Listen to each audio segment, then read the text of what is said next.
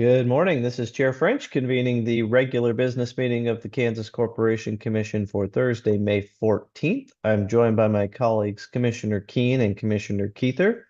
On today's agenda, we have a consent agenda consisting of 7 items. We have 2 noticed items.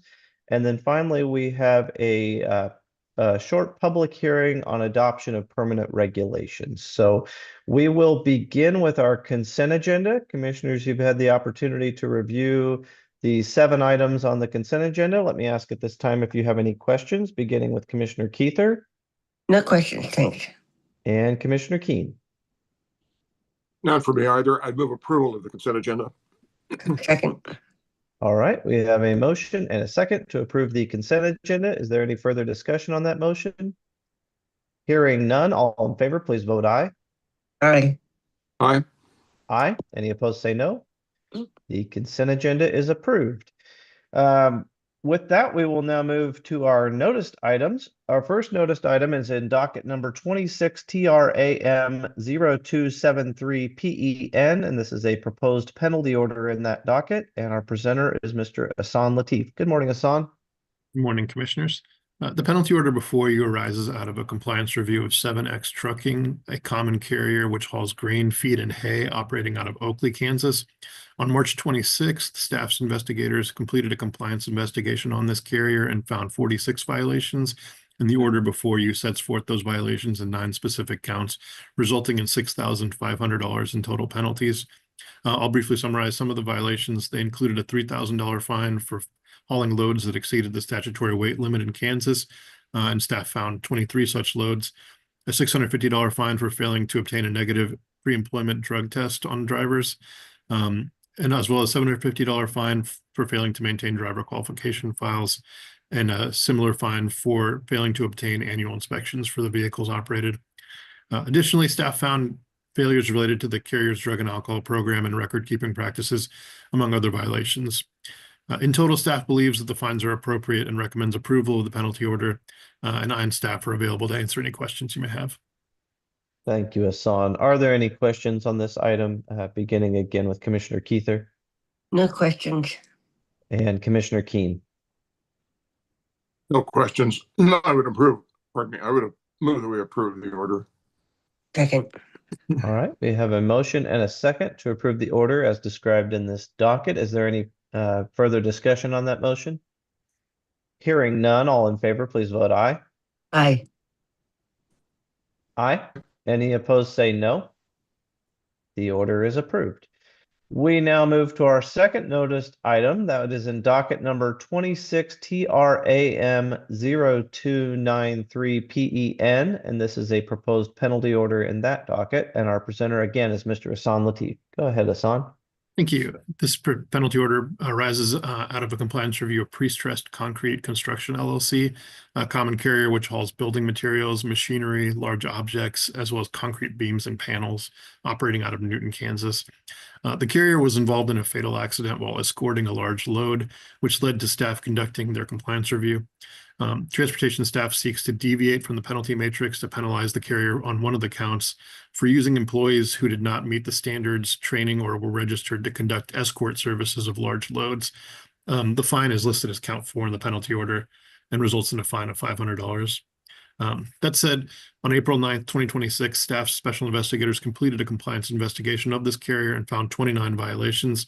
The order before you sets forth those violations in 12 specific counts, resulting in $5,100 in total penalties.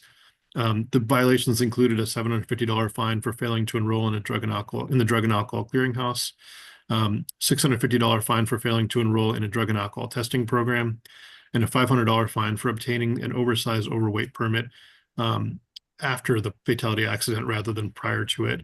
Staff discovered that they obtained the permit the evening after the accident that they were involved in.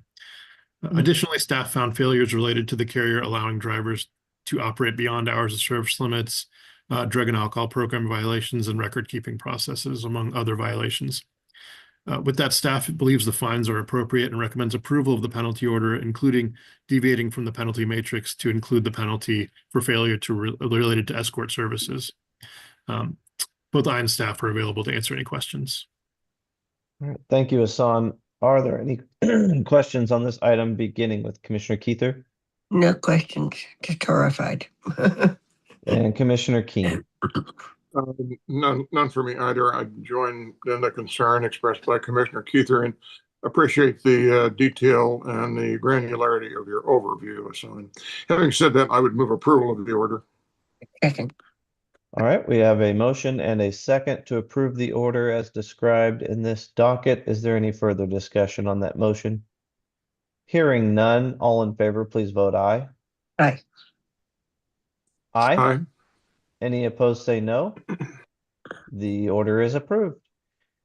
All right, we will now go to the final item on today's business meeting agenda. And as I mentioned, that is a public hearing on the adoption of permanent regulations. And so at this time, I am calling to order the public hearing on proposed amendments to the motor carrier safety regulations.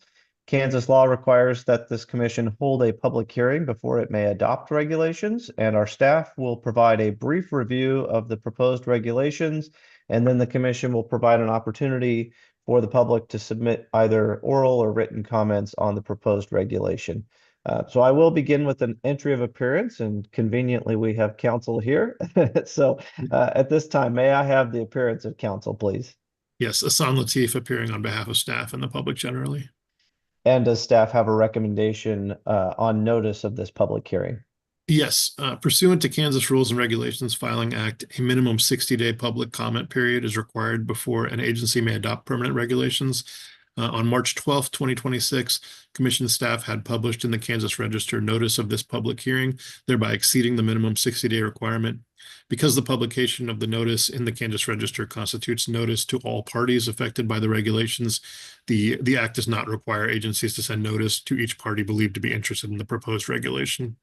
Therefore, staff recommends the Commission find that notice was proper and that it has jurisdiction to conduct this hearing in this time and place. All right. I'm going to ask if there are any objections to notice, but it's just us here. So I'm assuming there are no objections to notice, and so I will find that notice was proper and that the commission has jurisdiction to proceed with this public hearing at this time. And so I will now turn it back to you, Hassan, for a summary presentation and summary of the regulations. Okay, I'm going to take a few seconds to share my screen.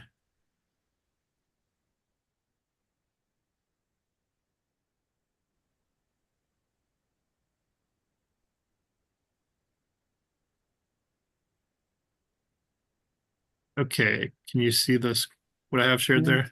Yep. Okay. Yes, looks Great. good. Okay. So I have written here, good morning. So this is my third notice item. So good morning to everyone. Okay. The purpose of our hearing is twofold. The first is to provide an overview of the proposed regulation, and then to proceed public comments. That is the agenda that we have, and I would note that if we had comments, they would be limited if necessary to accommodate all participants.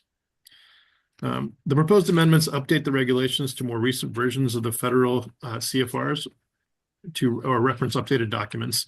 In order to obtain Motor Carrier Safety Assistance Program funding, states are required to adopt certain federal motor carrier safety regulations within 3 years of them being promulgated. This allows for the motor carriers who operate in our state to travel through different states and encounter similar rules and regulations in each state that they pass through. We began this process in June of 2025 to update these two regulations, and these periodic updates are required to ensure we maintain federal funding for various motor carrier safety programs. I will discuss more substantive changes made in this batch of changes, but they are largely changes to adopt a newer federal version of the federal regulation. They include technical fixes in form or minor changes. In Kansas, our practice is to adopt federal regulations by reference. So we have language in almost all regulations stating we adopt a specific federal regulation, and then we go through that regulation line by line and take out portions that do not apply to Kansas or are beyond our jurisdiction. It's a time-consuming process, but doesn't change the regulatory framework in Kansas of what motor carriers face. In both KAR 8243A, which deals with hours of service rules, Judge dictating how long a driver can operate, and how many breaks they have to take and when they would go into violation if they've operated too long. 8243D is safety fitness procedures. This allows the commission to enforce safety ratings that are established by the FMCSA. So a carrier that has enormous safety problems would be considered unsatisfactory, have an unsatisfactory safety rating, and we would be able to adopt that unsatisfactory rating and enforce it in Kansas, keeping that motor carrier off the road. In both cases, the only change here is to adopt the 2024 version of the federal regulation, and that is still the most current version of the regulation. The 2025 versions have not been released yet by the federal government. With that, we would normally have public comment period, but I would advise the commission that no one has signed up to make a comment on these regulations. So this is a closed Zoom meeting, and unless the commission has any comments, I believe I can turn it back over to the chair and you can take it from here. All right, thank you very much, Asan. Well, as Asan said, we do not have any registrants for today's public hearing, so there will not be any public comments, although I will open if either of the commissioners want to ask any comments, make any comments, or ask Asan any questions about his presentation. Now would be a good time. Are there any questions of Asan? No. All right, hearing none, this will conclude the public hearing for this regulation. Thank you very much, Asan. Thank you. Okay, the public hearing is adjourned and we are back in the business meeting. But we have come to the conclusion of all the items noticed on today's business meeting agenda. And so if there is nothing further to come before us this morning, I would entertain a motion to adjourn. I move that we adjourn. Second. Got a motion and a second to adjourn. All in favor, please vote aye. Aye. Aye. Aye, we're adjourned. Thank you all. Take care.